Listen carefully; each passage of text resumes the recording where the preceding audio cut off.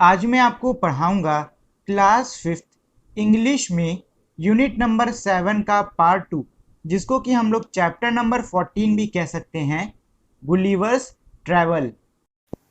तो वीडियो को शुरू करने से पहले अगर आप लोगों ने अब तक इस वीडियो को लाइक, शेयर और मेरे चैनल को सब्सक्राइब नहीं किया है तो पहले तो आप इस वीडियो को लाइक कर दें, शेयर कर दें और साथ ही मेरे चैनल को सब्सक्राइब कर दें। और अगर आप लोगों ने अब तक मेरे टेलीग्राम चैनल को भी सब्सक्राइब नहीं किया है तो जाके उसको भी ज्वाइन कर लें, क्योंकि अगर आपको इस वीडियो की पीडीएफ चाहिए तो आपको पीडीएफ मेरे टेलीग्राम चैनल पर ही मिलेगी और इस वीडियो की पीडीएफ का लिंक आपको डिस्क्रिप्शन बॉक्स में मिल जाएगा। और साथ ही में अगर आप लोग चाहो तो डायरेक्टली टेलीग्राम से जाके भी कर सकते हो। तो आपको टेलीग्राम पे जाके सर्च करना है A to Z स्टडी, जो कि मेरे चैनल का नाम है। आपको वहां पे एक चैनल दिख जाएगा और आपको उसको ज्वाइन कर लेना है। On the 16th of June 1730 we discovered land। मतलब ये है कि 16 जून 1730 यानी 1730 में हमको एक जमीन मिली। Our captain sent a dozen men with vessels for the water। हमारे जो कप्तान थे उन्होंने पानी की तलाश में बर्तन लेके दर्जन भर लोग को जमीन पर भेजा। If any could be found, अगर पानी मिला। When we come to land, we saw no river nor spring nor any inhabitant। जब हम जमीन पर पहुंचे तब हमने कोई भी नदी नहीं देखी, कोई भी स्प्रिंग यानी झरना नहीं देखा, ना ही उस जगह पे रहने वाला कोई व्यक्ति हमको दिखा। I went on to explore। मैं और खोज करने आगे निकल गया। The country was barren and rocky। जो देश जिस देश पे हम लोग पहुंचे थे वो बंजर और पथरीला था। I turned back to join the crew। मैं अपने क्रू मतलब कि मेरे जो बाकी साथी थे उनको ज्वाइन करने के लिए पीछे मुड़ा।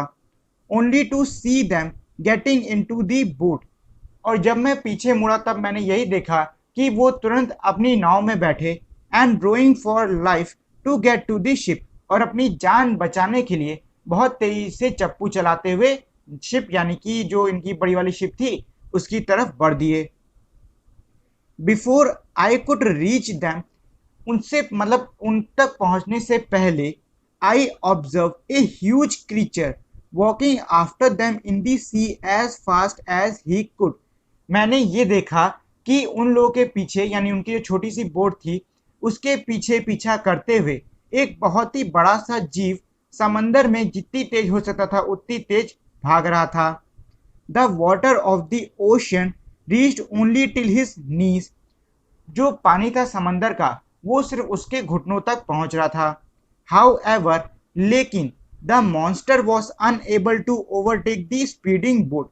लेकिन जो मॉन्स्टर था, जो दैत्य था, वो तेज चलती हुई बोट तक नहीं पहुंच पाया। I turn back quickly. मैं ये देखकर तुरंत वहां से मुड़ा and climb up A steep hill with fields of barley on either sides. मैं तुरंत मुड़ा और एक खड़ी पहाड़ी पर चढ़ गया। उस पहाड़ी के दोनों तरफ जौ के खेत थे and corn rising up to 40 feet. मतलब उसके दोनों तरफ जौ के खेत थे और उसमें कॉर्न यानी कि जो भुट्टा था वो 40-40 फीट ऊंचे तक बढ़ा हुआ था। देयर वॉज ए फेंस, वहां पे एक बाड़ा था। To pass from one field to the other, एक खेत से दूसरे खेत तक जाने के बीच में बाड़ा लगा हुआ था यानी कि फेंस लगा था। It was impossible for me to climb because every step was 6 feet high.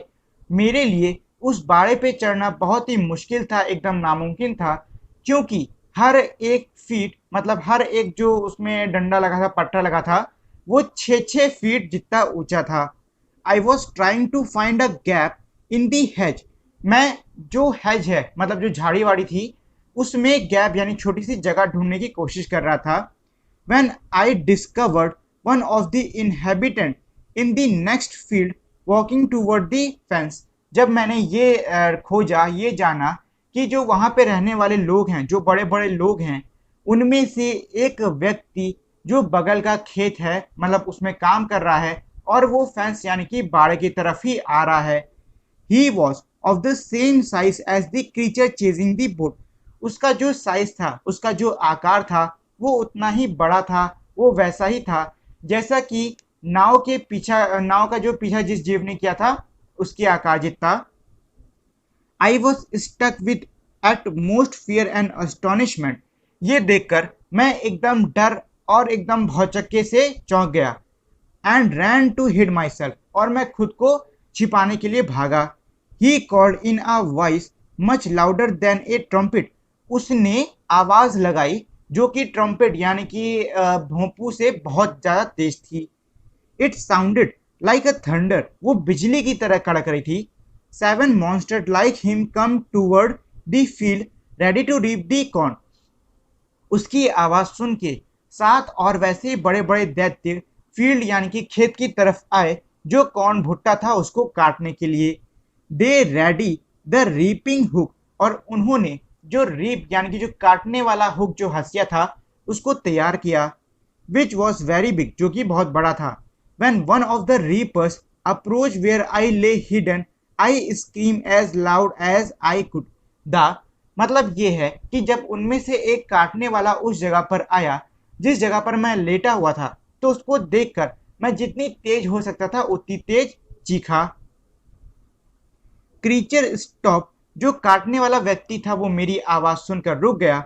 Reaping picked me up between his thumb and four finger, उसने अपने अंगूठे और अपनी उंगली की मदद से मुझको उठाया। And bought me close to his eyes, और वो मुझको अपनी आंख के करीब लाया। 60 फीट अबव द ग्राउंड, अब मैं जमीन से 60 फीट ऊपर था।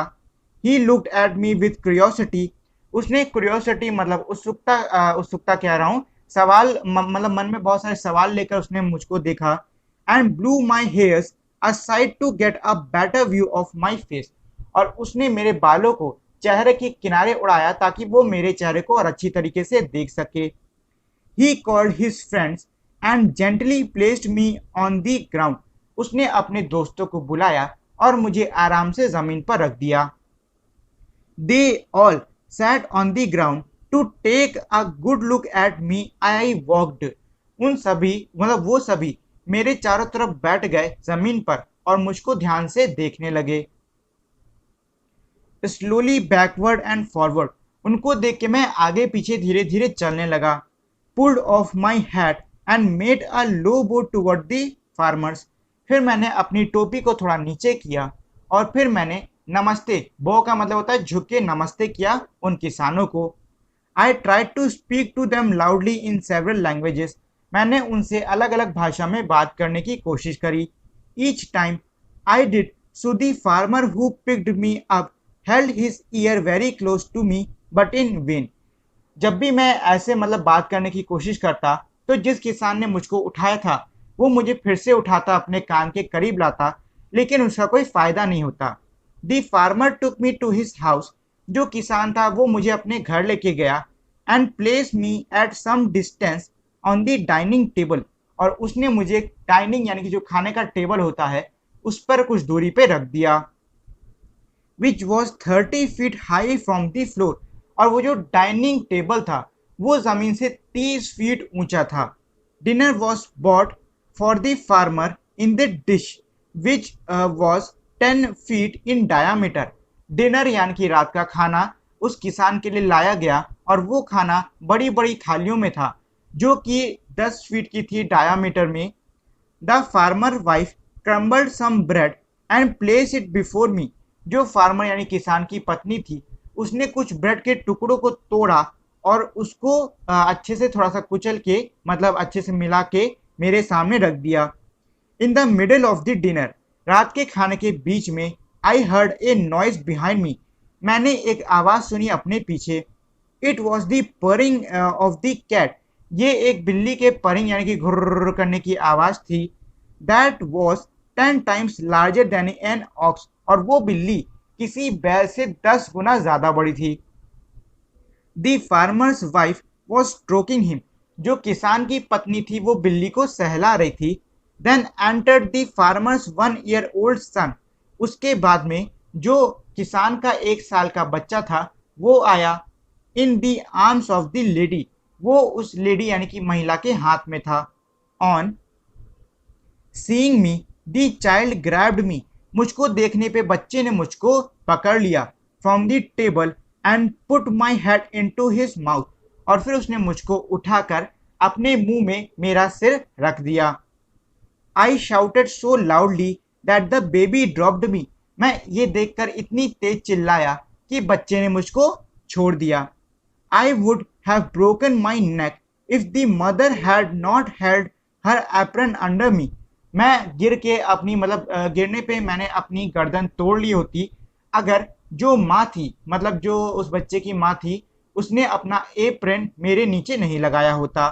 Letter she put me on her own bed, बाद में उसने जो महिला थी उसने मुझे अपने खुद के बिस्तर पर लिटाया। And covered me with a clean white handkerchief, और फिर उसने मुझको एक छोटी सी सफ़ेद साफ रुमाल से कवर कर दिया, ढक दिया।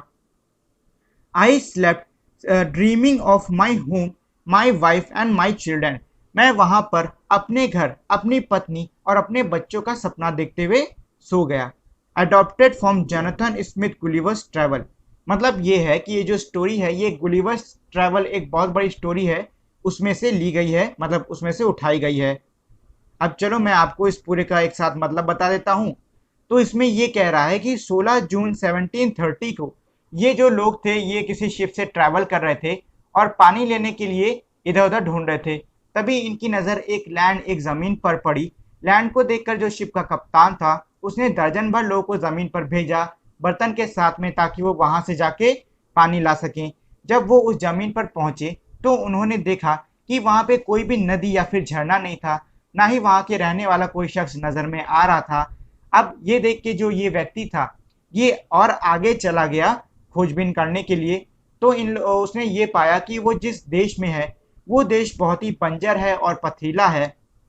ये देखने के बाद में वो अपने क्रू को, अपने साथियों को ज्वाइन करने के लिए पीछे मुड़ा तो उसने देखा कि उसके जो सारे के सारे साथी हैं वो जिस बोट से ज़मीन पर आए थे उस बोट में जल्दी जल्दी बैठे और बहुत तेज से चप्पू चलाते हुए अपनी जान बचाकर शिप की तरफ बढ़ गए। इससे पहले कि ये व्यक्ति उन तक पहुंच पाता उसने ये चीज़ देखी कि उस बोट के, उस नाव के पीछे एक बहुत बड़ा सा जीव भागा है, मतलब पीछा कर रहा है। और वो जो जीव है वो उसके घुटने तक ही समंदर का पानी आ रहा है। हालांकि वो जीव बहुत तेज भाग तो रहा था लेकिन वो उस बोट का पीछा नहीं कर पाया, मतलब उस बोट को नहीं पकड़ पाया और वो लोग वहां से निकलने में सफल हो गए। ये देख के जो ये व्यक्ति था ये मुड़ा और इसने बहुत ही खड़ी पहाड़ी थी उसको चढ़ा।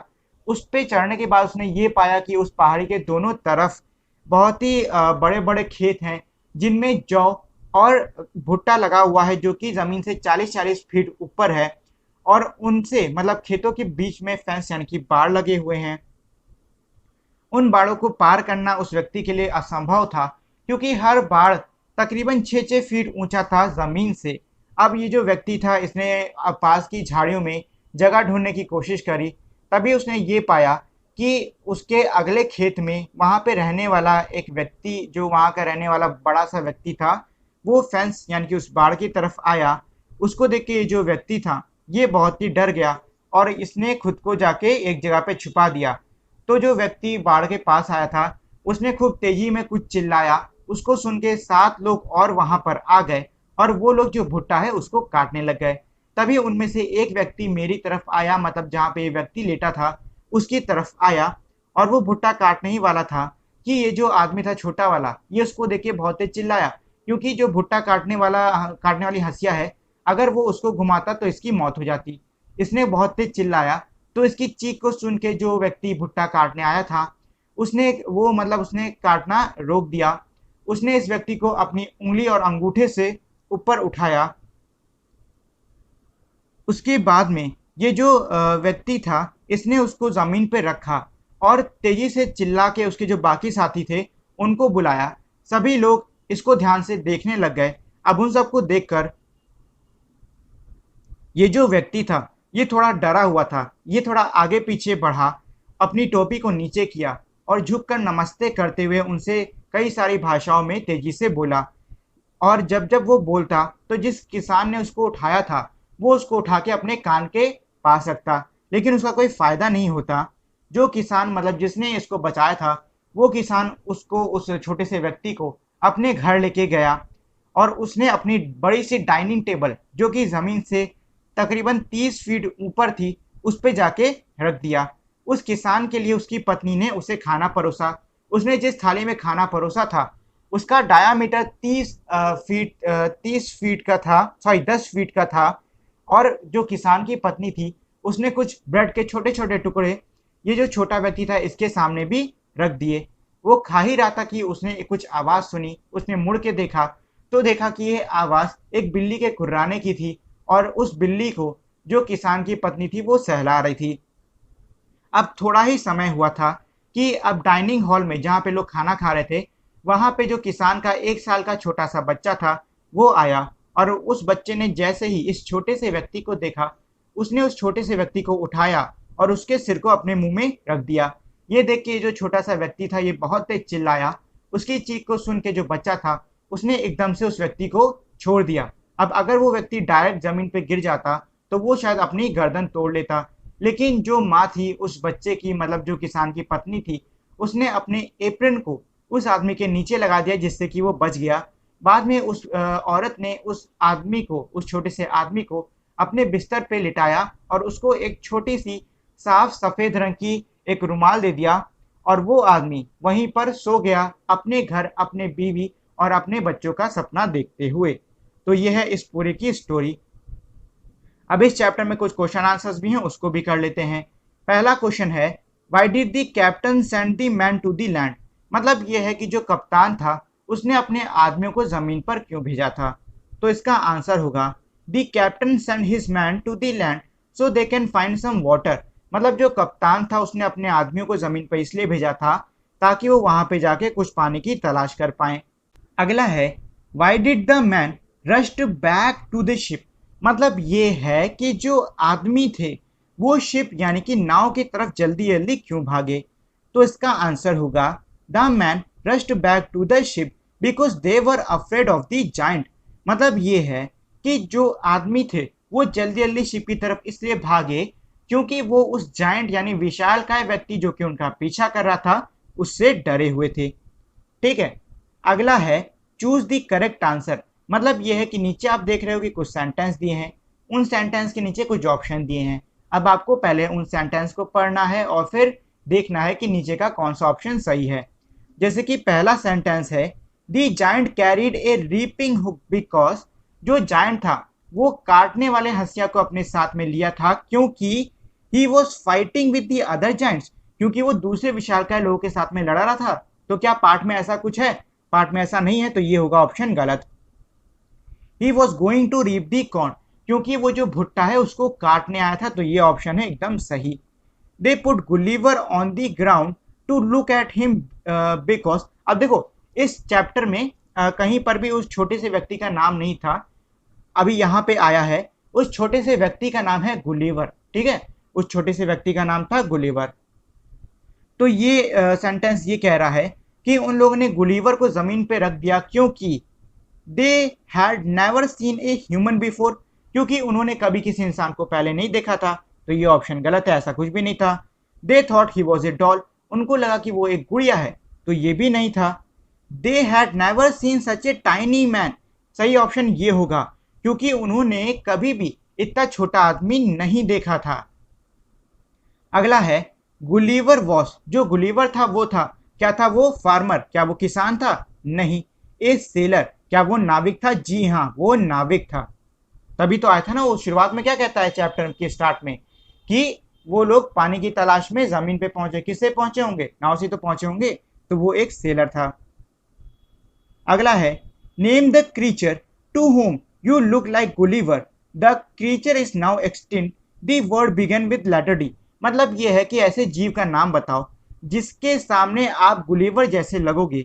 वो जीव अब एक्सटेंड यानी कि विलुप्त हो चुका है, यानी कि अब वो दुनिया में नहीं है, और उसका जो नाम है वो डी अक्षर से शुरू होता है। तो ये होगा डायनासोर, ये होगा dinosaur. From the text right the sentence that tells you the following. मतलब ये है कि जो हमारा चैप्टर दिया है उसमें से आपको उन वाक्यों को लिखना है जो कि हमें नीचे दिए हुए इन चीज़ों के बारे में बताएं। जैसे कि the giant reaper was fascinated by Gulliver. मतलब कि जो बड़े बड़े जो विशाल का रीपर यानी काटने वाले थे वो गुलिवर से बहुत ही फैसिनेटेड, मतलब कि बहुत ही अचंभित थे। ठीक है, तो इसमें आप लिख सकते हो they all sat on the ground to take a good look at him, क्योंकि वो जो जायंट थे, वो जो विशालकाय लोग थे, वो अपना काम वाम छोड़ के गुलिवर के साथ में जमीन पे बैठ गए थे, उसको ध्यान से देख रहे थे। तो इससे हमको ये पता चलता है कि जो जायंट यानी विशालकाय लोग थे वो गुलिवर से बहुत ही फैसिनेटेड थे। अगला है Gulliver was A learn man, मतलब जो गुलिवर था वो बहुत ही समझा बुझा आदमी था। तो इसका होगा I try to speak to them loudly in several languages, मतलब जो गुलिवर था उसको कई सारी भाषाएं आती थी, और इसीलिए जो गुलिवर था उसने तेज भाषा में उन लोगों से बात करने की तेज आवाज में कई सारी भाषाओं में बात करने की कोशिश करी। ठीक। The farmer son thought the Gulliver was a toy, farmer यानी किसान के बेटे को ये लगा कि जो गुलिवर है वो एक खिलौना है। ठीक है, उसको लगाई था, तभी तो उस गुलिवर का मुंह अपने मतलब गुलिवर का जो सिर है वो अपने मुंह में रखने लग रहा था। अगर उसको पता होता कि भैया असली इंसान है, ऐसा करता नहीं, करता ना। On seeing me the child grab me from the table and put my head into his mouth, मतलब मुझको देखने पे जो बच्चा था उसने मुझे टेबल से उठाया और अपने मेरे सिर को अपने मुंह में रख दिया।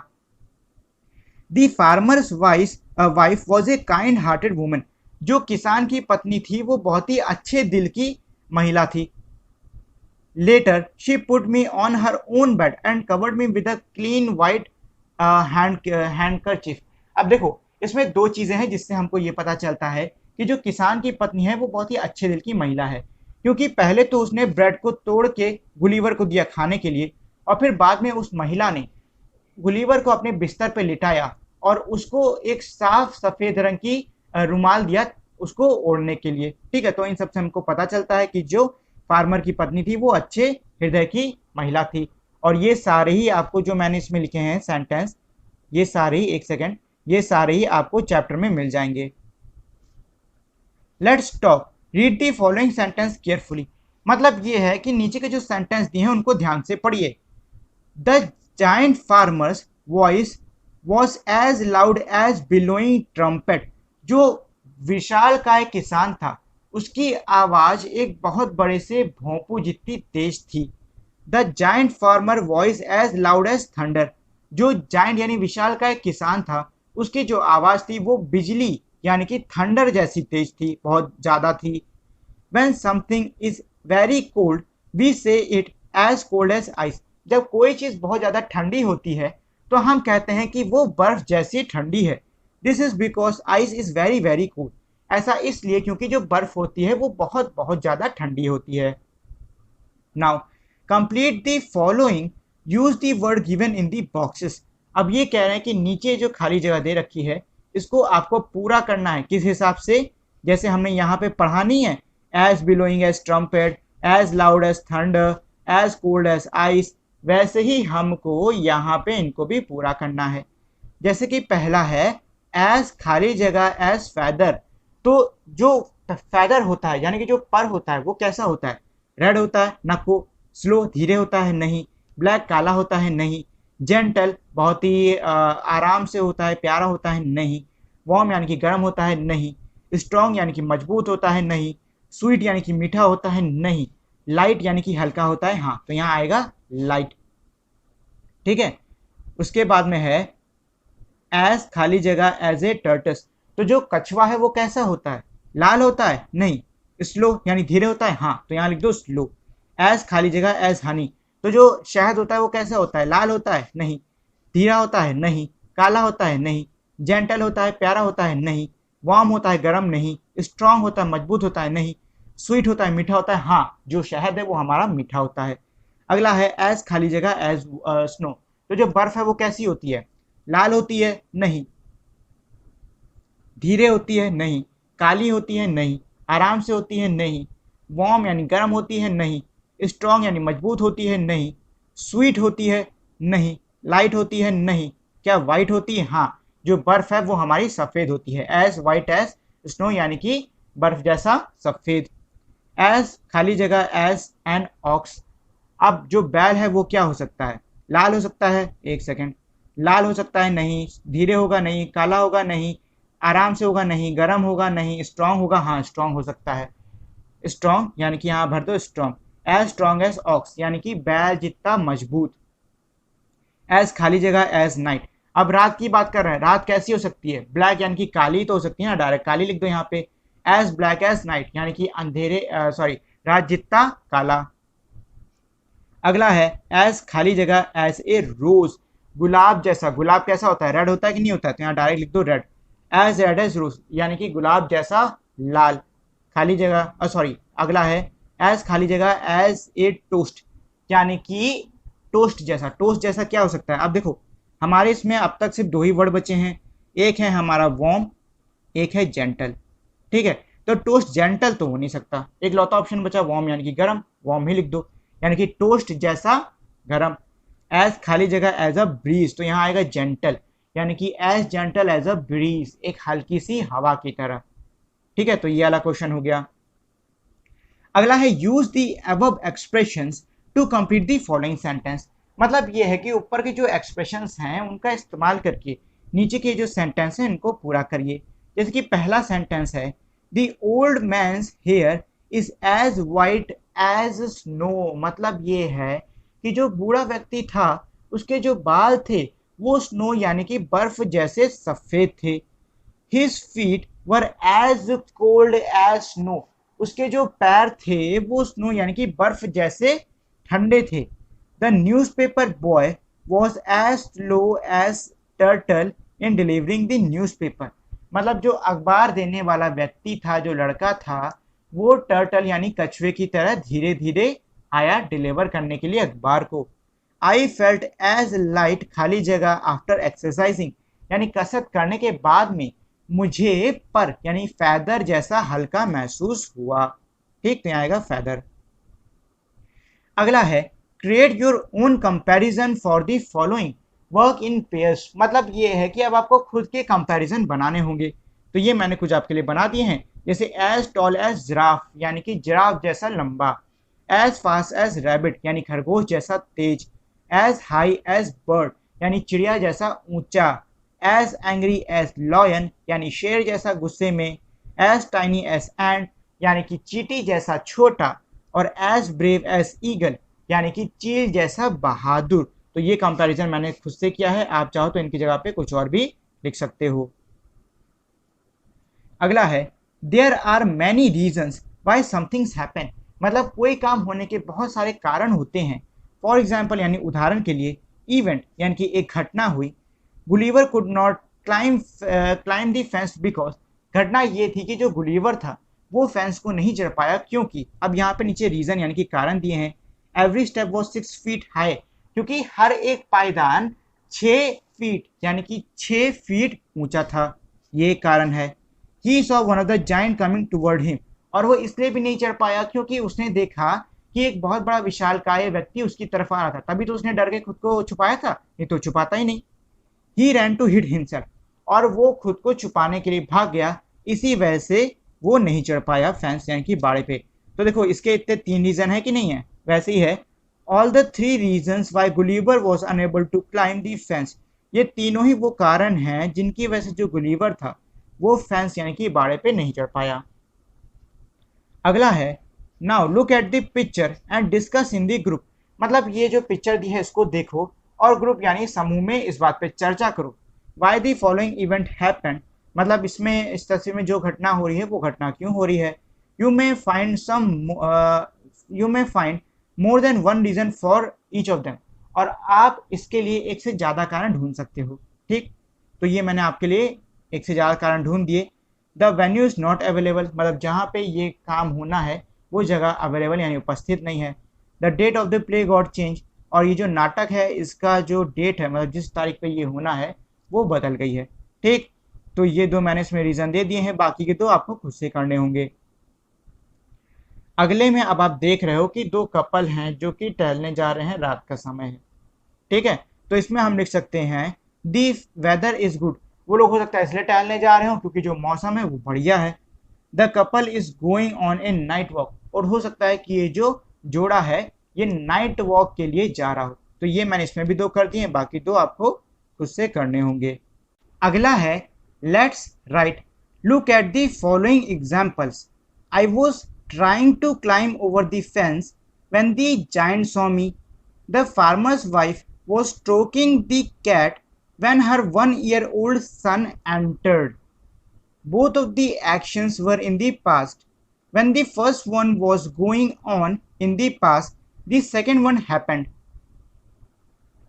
अब पहले तो ये समझ लो कि इस पूरे का मतलब क्या है। पहले तो ऊपर इसने ये कहा कि नीचे कुछ एग्जाम्पल दिए हैं, उनको ध्यान से देख लो। ठीक, अब यहाँ पे हमने दो सेंटेंस पढ़े। पहले सेंटेंस का मतलब ये था कि वो फेंस के ऊपर चढ़ा था जब उसको जाइंट यानी विशालकाय व्यक्ति ने देख लिया। जो किसान की पत्नी थी वो बिल्ली को सहरा रही थी जब उसका 1 साल का बच्चा वहां पर आया। अब ये कह रहे हैं कि इन दोनों ही वाक्यों में कोई एक्शन मतलब काम हो रहा है, लेकिन वो पास्ट यानी कि अतीत में हो रहा है। ठीक, और साथ ही में ये कह रहे हैं कि जब एक काम अतीत में हो रहा था तब दूसरा काम उसी के साथ में हुआ। और एक चीज़ इन्होंने इसमें जो नहीं बढ़ाई है वो मैं आपको बढ़ा देता हूँ, वो है ये कि हम इस पूरे को मतलब मान लो पहला वाला सेंटेंस ले लिया, इसको हम लोग I was trying to climb over the fence एक सेंटेंस ऐसे, दी जाइंट सॉ मी एक सेंटेंस ऐसे मान सकते हैं। ठीक है, और ये जो दो अलग अलग सेंटेंस हैं इनको जोड़ने वाला कौन सा वर्ड है, वो है व्हेन। सेम चीज दूसरे सेंटेंस में भी हो रही है। The farmer's wife was stroking the cat her 1-year-old son entered. ये भी एक अलग सेंटेंस बन सकते हैं, दो की नहीं बन सकते हैं, और इनको जोड़ने का काम व्हेन कर रहा है। अब देखो, हालांकि यहाँ पे व्हेन के बारे में बताने के लिए कुछ दिया तो नहीं था, लेकिन तब भी मैंने समझा दिया। ऐसा इसलिए किया है क्योंकि ये जो व्हेन है ना, इसका इस्तेमाल हमारे अगले क्वेश्चन में सबसे ज्यादा है। तो चलो अब इसको कर लेते हैं। Match the following and right complete sentence in the lines below. अब इसमें दो चीजें कह रहा है। पहली चीज तो ये कह रहा है कि हमारे इधर इधर इन दोनों को आपस में आपको मिलाना है सही से, और फिर आपको जिनको मिलाया है उनको एक सेंटेंस बना के लिखना है। मतलब बीच में व्हेन लगाने की जरूरत पड़ेगी। ठीक है, बीच में व्हेन लगाने की जरूरत पड़ेगी। वो कैसे लगेगा वो मैं आपको बता दूंगा अभी। फिलहाल चलो मिला लेते हैं। तो इसमें पहला ये कह रहा है sentence, I was writing a letter, मैं एक पत्र लिख रहा था। अब देखो, पत्र लिख रहा था, इसके साथ में 2-3 सेंटेंस बन सकते हैं। जैसे कि दी लाइट वेंट ऑफ, मतलब जब मैं पत्र लिख रहा था तब बिजली चली गई। दी बेल रैंग, घंटी बज गई। ही फेल ऑफ दी लेटर, नहीं ये नहीं होगा। माई पेन रैन आउट, मेरा जो कलम जिससे मैं लिख रहा था वो खत्म हो गया। मामा सेड स्टॉप राइटिंग, और मामा ने कहा कि लिखना बंद करो। एक सेकंड, अरे यार ये क्या फालतू का हो गया, डिलीट। एक सेकंड, अभी अभी मैं कर रहा हूँ। हाँ, मामा ने ये कहा लिखना बंद करो। ठीक है, तो अब इसमें आपके ऊपर है कि आप कौन सा करना चाहोगे, लेकिन मैं कहूंगा कि इस लास्ट वाले को आप मिला लो क्योंकि ये ज्यादा बेटर पड़ रहा है। फिर है दूसरा sentence, Paul was looking out of the window, यानी कि जो पॉल था वो खिड़की के बाहर देख रहा था, वो खिड़की के बाहर देख रहा था। अब आपको इधर में ऐसे सेंटेंस को ढूंढना है जो कि देखने से जुड़ा हुआ है। देखने से जुड़ा कौन सा है, एक ही सेंटेंस दिख रहा है जो कि है ये वाला, ही नोटिस्ड अ लवली बटरफ्लाई, मतलब उसने एक बहुत प्यारी सी बटरफ्लाई को नोटिस किया, मतलब उसका ध्यान एक बहुत ही प्यारी सी तितली पर गया। तो दूसरा वाला हमारा ये हो जाएगा। ठीक, तीसरा वाला, ही was looking for his dog, वो अपने कुत्ते को देख रहा था। अब इसमें कुछ भी हो सकता है। इसमें लाइट वेंट आउट, बिजली चली गई, ये नहीं होगा। बेल रैंग, घंटी बज गई, ये भी नहीं होगा। और अब क्या बचा, हाँ, आई मेट अरुण, मैं अरुण से मिला, मतलब जब कुत्ते को ढूंढ रहा था तब मैं अरुण से मिला, ये हो सकता है इसमें बढ़िया। अगला है, I was just completing the last answer, मैं आखिरी आंसर पूरा कर रहा था तब। अब देखो, आंसर यानी लिखने की बात हो रही कि नहीं हो रही है। अब आपको इसमें ऐसा सेंटेंस ढूंढना है जो कि लिखने के ऊपर हो। ये तो हो चुका है, कौन सा बचा है, अब यही बचा है, माई पेन रन आउट, मतलब मेरा पेन खत्म हो गया। मैं जब आखिरी आंसर लिख रहा था मेरा पेन खत्म हो गया।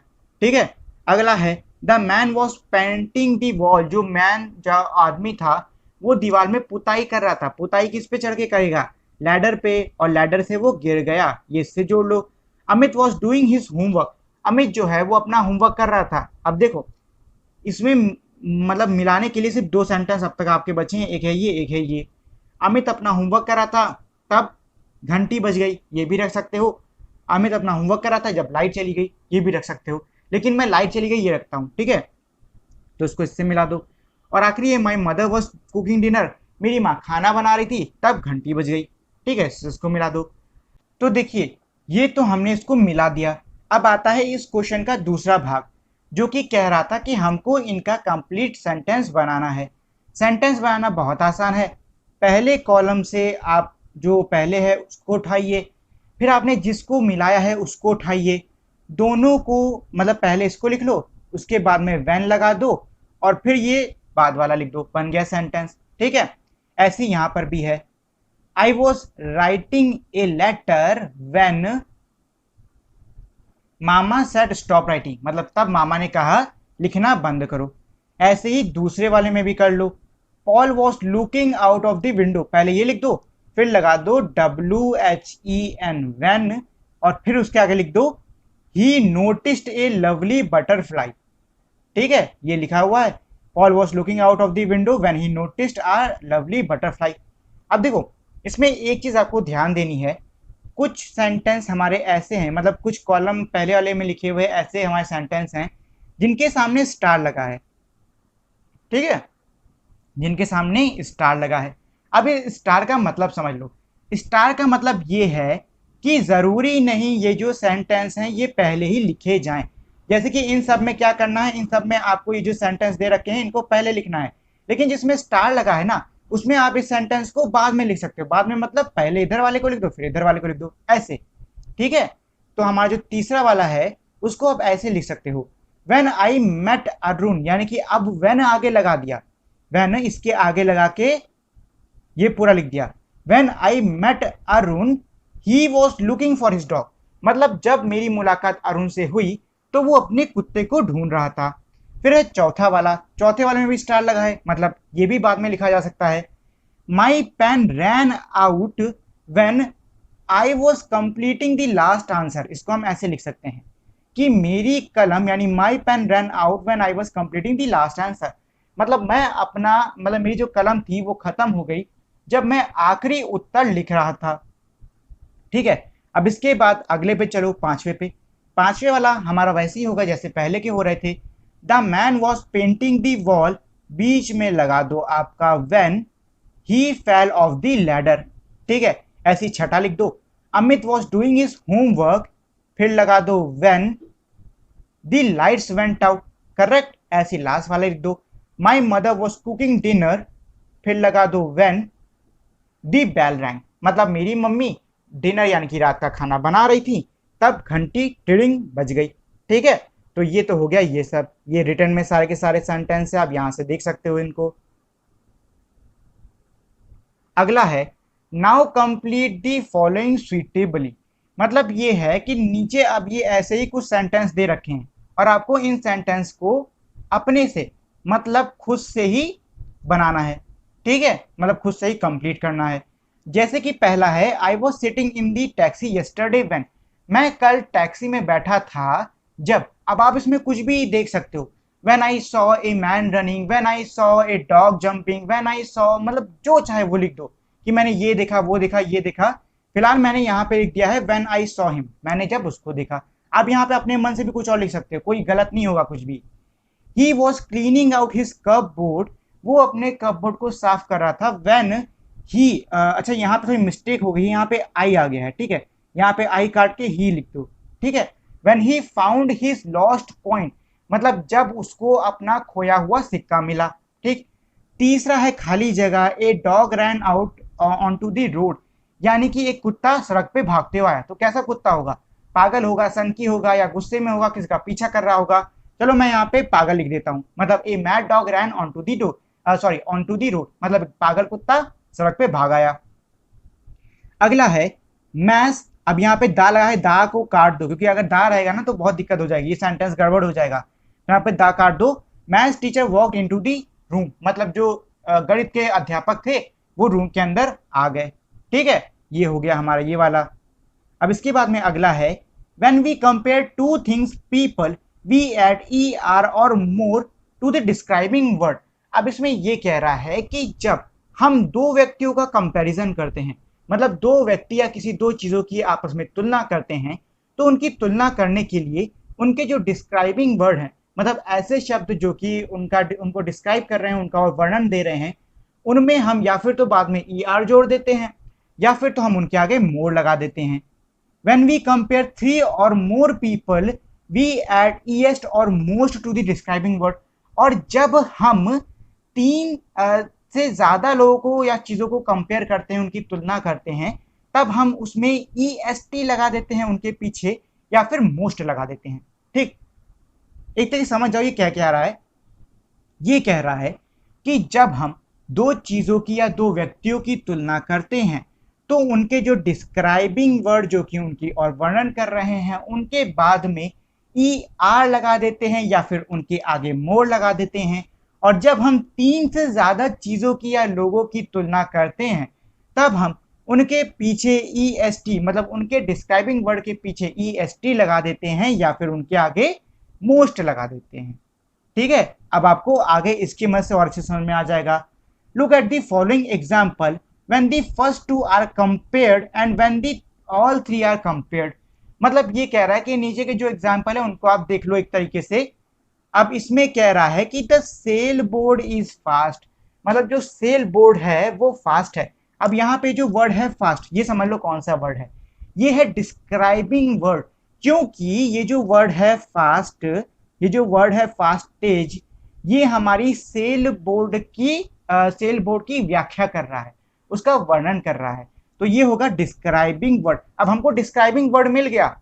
ठीक है, अब देखो इस डिस्क्राइबिंग वर्ड से कितना कमाल का काम होता है। The car is faster than the sail board. अब देखो यहाँ पे कार यानी गाड़ी और सेल बोर्ड, इनकी तुलना हो रही है। कितनी चीजें हैं, गिन लो कितनी चीजें हैं, 1 2, दो चीजें हैं कि नहीं है, दो चीजों की तुलना हो रही है। हमने पीछे ये पढ़ा था कि जब भी हम दो चीजों की तुलना आपस में करते हैं तो या फिर तो हम डिस्क्राइबिंग वर्ड के पीछे क्या लगा देते हैं, ई आर, या फिर उसके आगे मोर लगेगा। ठीक, अब हमारा ये जो वर्ड है फास्ट, अगर इसके पीछे हम ई आर लगाते हैं तो ये एक वर्ड बन रहा है, तो हमें इसमें आगे मोर लगाने की कोई भी जरूरत नहीं है। तो हम यहाँ पे लिखेंगे the car is faster than the sail boat, यानी कि जो कार है वो सेल बोट से ज्यादा तेज है। The airplane is the fastest of all. अब देखो पहले हमने दो चीजों की तुलना करी, अब हम तीन चीजों की तुलना कर रहे हैं। याद रखना, दो चीजों की तुलना पे ई आर, तीन चीजों की तुलना पे ई एस टी, करेक्ट। अब तीन चीजों की तुलना हो रही है तो डिस्क्राइबिंग वर्ड क्या था, डिस्क्राइबिंग वर्ड था हमारा फास्ट, और मैंने कहा था तीन चीजों की तुलना पे पीछे लगता है ई एस टी, तो ये हो जाएगा fastest.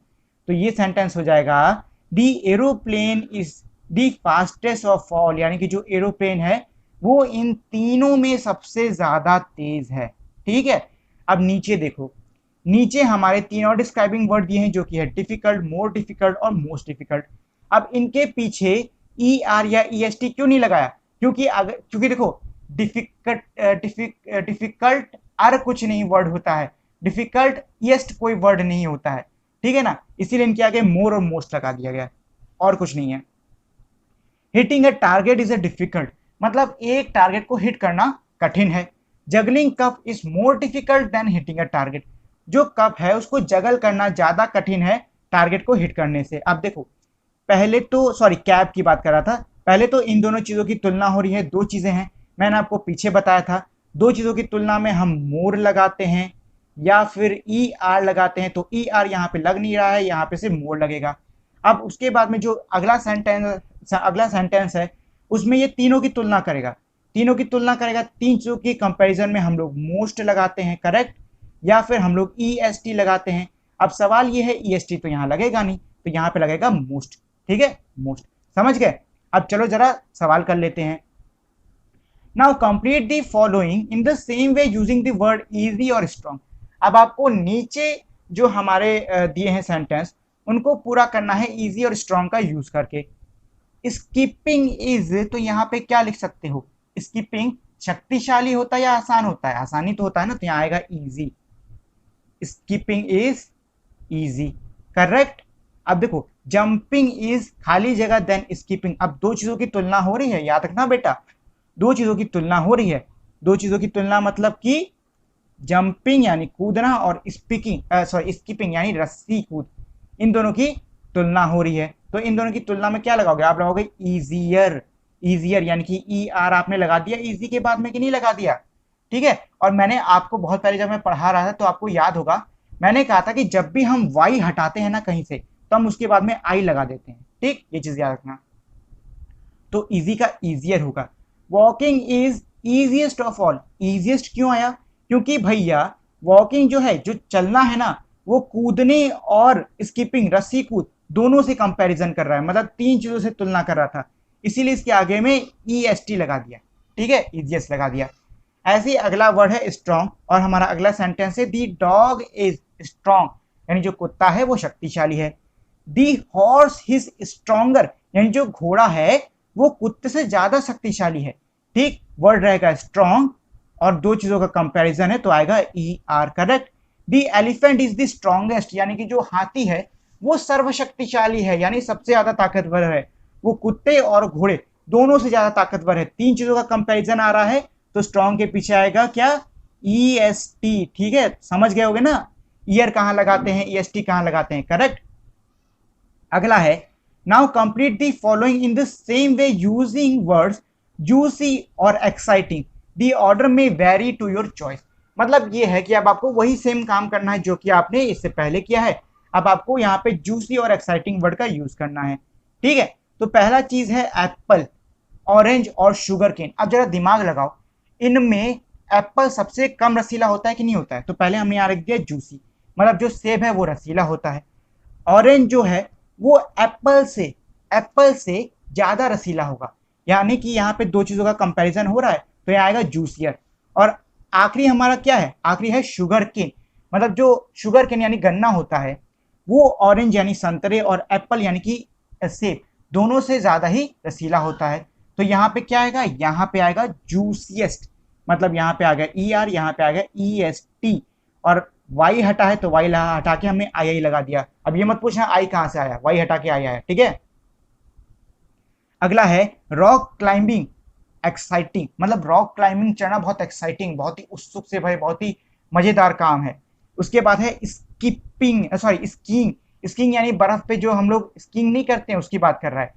Skiing is more exciting. अब देखो यहाँ एक्साइटिंग के बाद में ई आर या ई एस टी तो लग नहीं सकता ना, इसीलिए अब यहाँ पे E R E S T की जगह पे हम मोर और मोस्ट का यूज कर रहे हैं।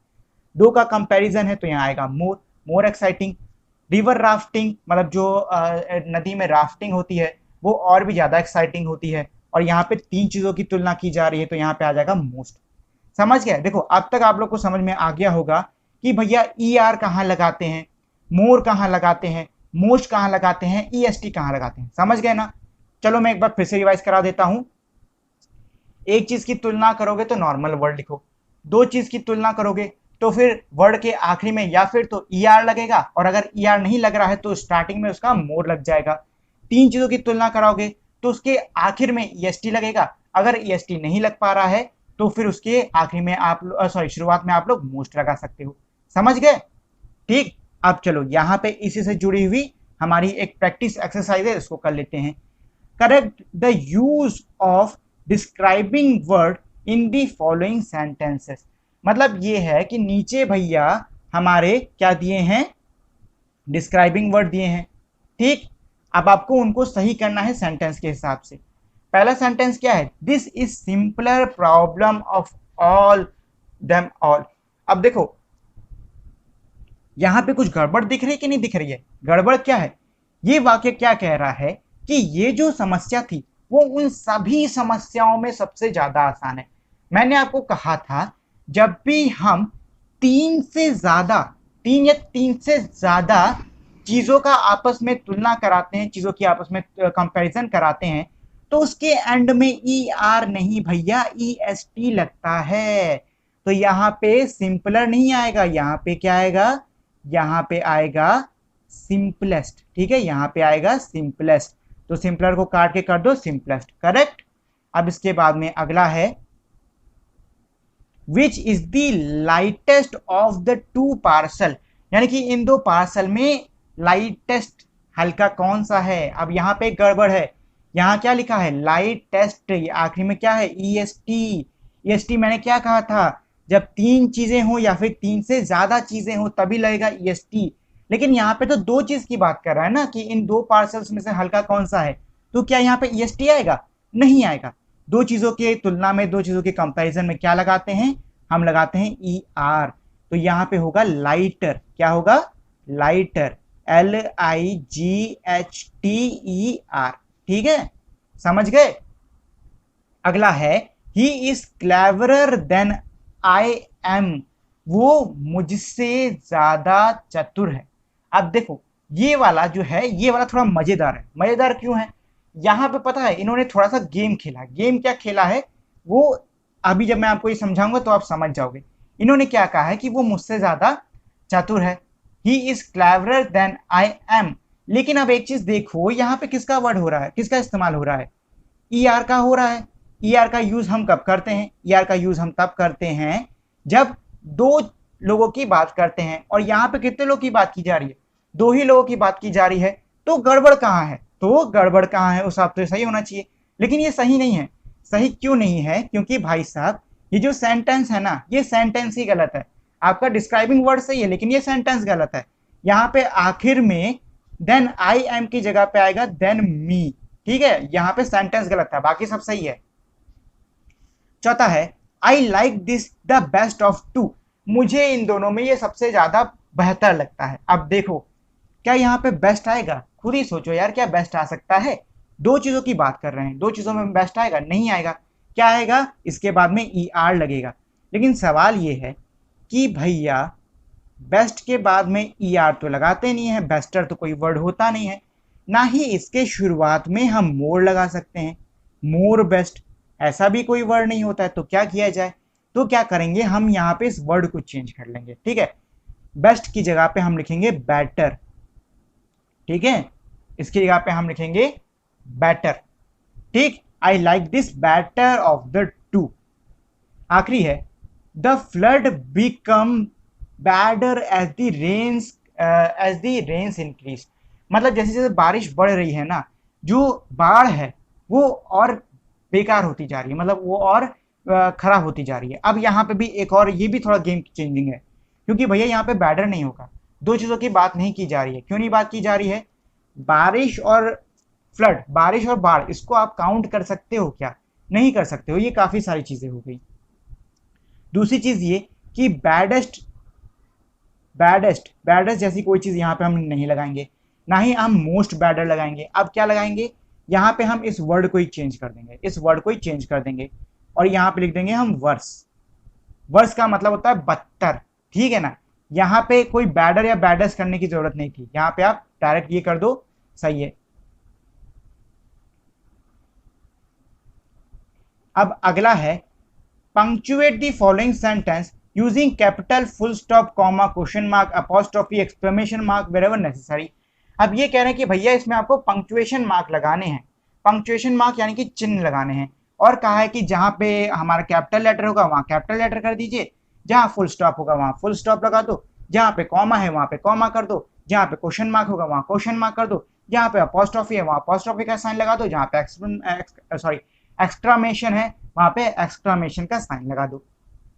ठीक है, चलो सही कर लेते हैं। तो पहले है डियर समीर। मैंने आपको बताया था लाइन की शुरुआत में पहला वर्ड हमारा क्या होगा, वो होगा कैपिटल।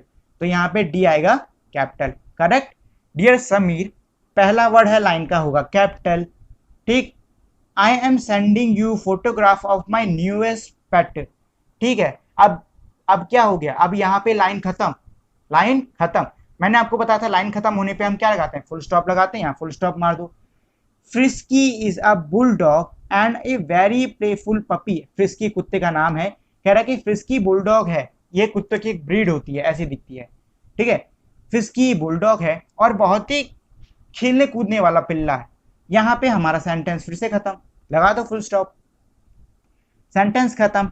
नई लाइन शुरू हो रही है भैया, तो बी कैपिटल लगेगा। By the next summer he should be old enough to go with us on a long walk. मतलब ये है कि जो अगली समर, अगली गर्मी आएगी तब तक वो इतना बड़ा होगा कि हमारे साथ में टहलने के लिए जा सके। सेंटेंस खत्म, नया सेंटेंस शुरू हो जाएगा, क्या, फुल स्टॉप लगा दो भैया। आई और एम, पहले यहाँ पे सिर्फ ऐसे आई और एम लिख रखा था, एक सेकंड अभी बताता हूँ। ये अच्छा ये वाला है ना, एक सेकंड एक सेकंड एक सेकंड, ये सब गड़बड़ हो गई। हाँ, यहाँ पे एक सेकंड, हाँ, यहाँ पे सिर्फ ऐसे आई और एम लिखा हुआ है, आई एम ऐसे नहीं लिखेंगे क्योंकि भैया ये शॉर्ट फॉर्म है। शॉर्ट फॉर्म किसका? ये है आई एम का। मैंने आपको बताया था जब भी शॉर्ट फॉर्म लिखते हैं तो आई लगा दो, अपोस्ट्रोफी एम, ऐसे शॉर्ट फॉर्म लिखते हैं अपोस्ट्रोफी लगा के, ऐसे नहीं लिखते हैं, ऐसे हमारा गलत होता है। तो यहाँ पे मैंने क्या किया, अपोस्ट्रोफी लगा दिया। Sure you are looking forward to seeing him, मतलब मुझे ऐसा विश्वास है कि तुम उसको देखने के लिए तुम उसको देखना चाहते हो। ठीक है, यहाँ पे सेंटेंस खत्म, फुल स्टॉप लगा दो। I know you will like him, मुझे पता है तुम उसको काफी पसंद करोगे। ठीक, यहाँ पे भी लाइन खत्म, एक और फुल स्टॉप। वार्म रिगार्ड्स, इसके बाद में कॉमा आएगा, संजू भैया नाम का एस कैपिटल होगा, खत्म कहानी। कुछ डिफिकल्ट था? कुछ भी डिफिकल्ट नहीं था, ये सब मैं आपको ऑलरेडी ही इंग्लिश ग्रामर में पढ़ा चुका हूँ पिछले क्लासेस में, तो कोई परेशानी नहीं होगी। अगला है पंक्चुएट द फॉलोइंग, सेम काम करना है जो हमने इसमें किया है वही सेम काम यहाँ पर भी करना है। यहाँ पर भी भैया पंक्चुएशन लगाओ, जहाँ पे कैपिटल लेटर लगेगा वहाँ पे कैपिटल लगाइए, जहाँ पे स्मॉल लगेगा वहाँ पे स्मॉल लगाइए, जहाँ पे आपके क्वेश्चन मार्क है वहाँ क्वेश्चन मार्क लगाओ, जहाँ पे जो सिंबल लग रहा है वो लगाओ। ठीक है, तो पहला इसमें क्या है, next Wednesday my sister Meeta is going to join the State Bank of India, यानी कि सबसे पहले लाइन शुरू है नेक्स्ट से, वेडनेसडे दिन का नाम है, कैपिटल रहेगा, माय सिस्टर मीता इंसान का नाम है, और वो भी कॉमा के बाद, क्योंकि मेरी बहन, हम रुकेंगे ना सेंटेंस बोलने के बाद में, तो यहाँ आएगा कॉमा, फिर मीटा कैपिटल में होगा, going to join the State Bank of India, India देश का नाम कैपिटल, बैंक जगह का नाम कैपिटल, स्टेट राज्य का नाम कैपिटल। अगला है, एक सेकंड, अगला है the dog wags it tail when it pleased but the cat wags it tails when it's angry, मतलब जो कुत्ता है वो तब अपनी दुम हिलाता है जब वो खुश होता है, बिल्ली अपनी दुम तब हिलाती है जब वो गुस्से में होती है। तो भैया इसमें बदलाव कर लो, शुरुआत में दा से शुरू होगी, देखो कोई भी सेंटेंस की शुरुआत कैपिटल से होगा, आंख बंद करके भैया कैपिटल कर दिया करो। ठीक है, the dog wags it tails when it's, it's गड़बड़ है, इट्स ऐसे नहीं लिखते हैं, इट्स ऐसे नहीं लिखेंगे क्योंकि ये जो इट्स है ना ये हमारा इट इज ये वाला है। ठीक है, और शॉर्ट में लिखना है तो अपोस्ट्रोफी लगा के ऐसे लिखोगे, समझ गए ना। It's pleased but a cat wags its tail, अब यहाँ पे दूसरे वाले इट की बात हो रही है तो यहाँ पे ऐसा सही है, व्हेन इट्स एंग्री जब वो गुस्से में होती है, तो यहाँ पे भी इट इज वाले की बात हो रही है। देखो कभी भी इट्स और इस वाले इट्स में कंफ्यूज मत होना, इस वाले इट्स का मतलब होता है इट इज, अरे यार रुको फिर से कर रहा हूं मैं, इट इज। ठीक है, इस वाले इट्स का मतलब होता है इट इज, और इस वाले इट्स का मतलब यही होता है, समझ गए ना आप लोग, तो इसमें कंफ्यूज मत होइएगा। अगला सेंटेंस है when I went fishing I cot an old shoe a plastic bag and a bad cold, मतलब ये है कि जब मैं फिशिंग करने गया तो मैंने एक जूता, पुराना जूता पकड़ा, एक प्लास्टिक का बैग पकड़ा और बुरा जुकाम पकड़ा, ये चीज बोल रहा है। सेंटेंस की शुरुआत कैपिटल से, आंख बंद करके कैपिटल कर दो, कुछ करने की जरूरत ही नहीं है। आई हमारा कैपिटल होगा, ठीक है, आई हमारा कैपिटल होगा क्योंकि पर्सन प्रोनाउन के लिए यूज किया जा रहा है। वेंट फिशिंग, आई फिर से वही person pronoun capital, and old shoe, भैया कितनी बार बताया है जब भी हम दो चीजों को साथ में लिखते हैं तो बीच में कॉमा लगाते हैं, नहीं तो वो दोनों चीजें एक मान ली जाती हैं, तो कॉमा लगा के उनको अलग अलग कर दो, एंड ए बैड कोल्ड, बाकी सब सही है। अगला है she fed the baby, wash the dishes, put the lights off and went to sleep, मतलब उसने बच्चे को खिलाया पिलाया, जो बर्तन थे उनको साफ किया, लाइट बंद गई और सोने चली गई। पहला लेटर कैपिटल, आंख बंद करके कैपिटल कर दो, शी फेड द बेबी, अलग अलग कामों की बात करी जा रही है, कॉमा लगेगा बीच में। शी फेड दी बेबी, उसने बेबी को खिलाया, ये एक काम हो गया, कॉमा लग गया। वॉश दी डिशेस, उसने बर्तन साफ किए, दूसरा काम लग गया, कॉमा लग गया। Put the lights off, light यानी कि जो हमारी लाइट थी उसको बंद कर दिया, तीसरा काम है। एंड वेंट टू स्लीप, और ये आखिरी काम है तो लगा दिया हमने एंड। ठीक, चलो कभी कंफ्यूज मत होना, जब भी एक जैसी कई सारी चीजें दी हैं जैसे कि एप्पल, ऑरेंज, ठीक है, अरे यार ये थोड़ी गड़बड़ हो गई, ऑरेंज और मैंगो, ऐसे अगर एक जैसी कई सारी चीज़ें दी हैं तो पहले जितनी चीज़ें उनमें कॉमा लगा दो, आखिरी वाली से पहले एंड लगा दो, ये हमेशा ध्यान देना। ठीक, हमें चीज़ों को अलग करने के लिए पहले कॉमा लगाना है, बाद में एंड लगाना है। अगला है wasn't team born on 20th of the जनवरी 1989। इसमें ये कह रहा है कि जो टीम है वो 26 जनवरी 1989 को नहीं पैदा हुआ था क्या, ऐसे पूछा है, मतलब सवाल पूछा है, ठीक है ना।